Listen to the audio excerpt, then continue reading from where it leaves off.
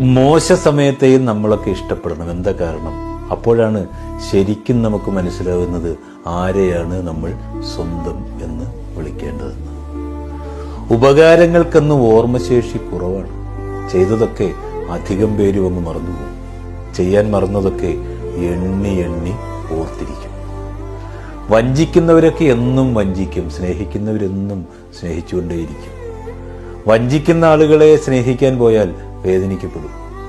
ഒരേ സമയത്ത് ഒരുപാട് ആളുകളെ കൊണ്ട് നടക്കുന്നത് ഒരാളുടെ കഴിവ് കൊണ്ടൊന്നുമല്ല, ആ വഞ്ചന മനസ്സിലാവാതെ അവരെ സ്നേഹിക്കുവാൻ ആളുള്ളത് കൊണ്ടാണ്.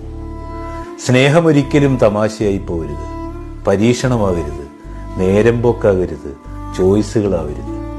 നമ്മൾ സ്നേഹിക്കുന്ന ഒരാൾ നമ്മളാൽ ഒരിക്കലും വഞ്ചിക്കപ്പെടരുത്. സ്നേഹത്തിലൂടെ ഒരാൾക്കുണ്ടാകുന്ന മുറിവ് അയാളുടെ മരണം വരെ നിലനിൽക്കും. ഒരാളുടെ കണ്ണുനീരിന് അറിഞ്ഞുകൊണ്ട്